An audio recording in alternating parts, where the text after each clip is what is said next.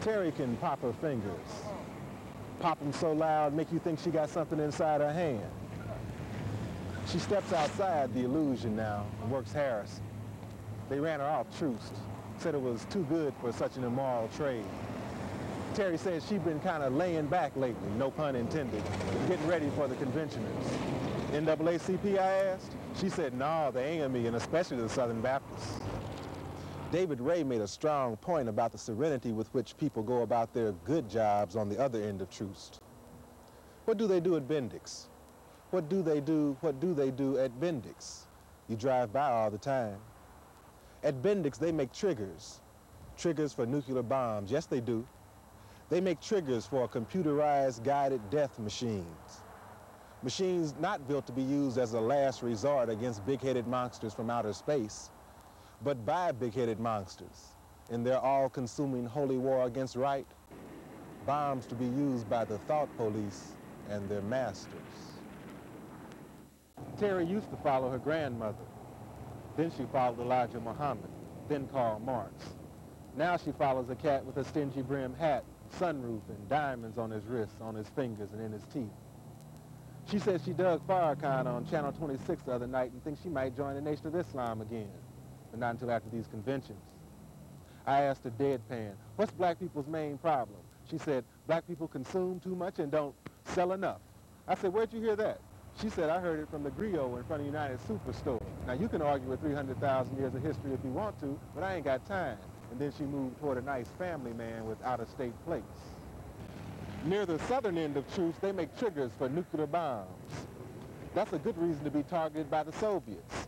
Rat lady miles and miles deep underground in war rooms, scotch in the bar. But we live topside with the rat round our necks. Ron cynicism, mixed with Mrs. Watson boy's pancake street sissy death mask, designed to slow traffic and entice the not-so-rare suburbanite Hypocriticus into his lair, make the perfect emblem for labor on Troost. Terry said she already had tickets to Michael Jackson. Terry said it's like that when you know the right people. After listening to a tape of Louis Farrakhan's St. Louis speech, Terry said, yeah, that's bad, but I'm still going to go see Michael. I don't care if he is a punk.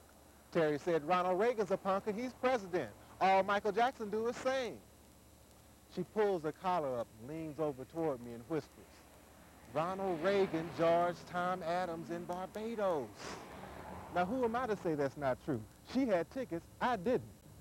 Once, while observing an ultra-Christian demonstration in front of a bookstore on Troost, I asked the head zealot in charge the purpose of the action. He came across with the reliable, we don't want our children to see such sinful things. I told him he didn't have to worry, because if things keep going the way they are, and if the kids catch one of the flashes closely, they won't be able to see a damn thing. Nor will they be able to see the radiation as it cooks their insides, DNA altered for eternity, and the sight of hip mutants from Sector D, which used to be a livable place, reading by the light and breaking to the music of children who glow in the dark. The Johns cruise like embarrassed buzzards in heat. I'm not sure why they call them Johns. Probably has something to do with John Doe or John Q. Public. But in real life, they tend to have names like Chuck, Pat, Bob, Tom, Bobby Joe, Rex, and increasingly Bruce, and yes, sometimes Leroy. So you want to clean up Troost? Well, know that the combined weight of all the loveless in the world cannot erase humanity from the planet like just so many misspelled words. Bring winter to the tropics, turn forests to deserts, cities to furnaces, cause concrete and steel to run like water or clear in present danger. Holy books and constitutions to ash, dust, flowers of memory. Tell the moral majority that nuclear war would put a hell of a dent in church attendance. Tell the Troost Businessmen's Association that nuclear war would dramatically reduce walk-in trade. Tell the Hyde Park Circle Up the Wagons Young Pioneer Neighborhood Association that nuclear war will create a circumstance under which there won't be no quiche. No quiche, no jogging past, no jogging.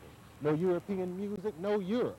No weekend ski vacations, no skis, no veil, no racquetballs, no racquetball clubs, no racquetball rackets. Nuclear war ain't all bad. So you want to clean up Troost. On which end you going to start?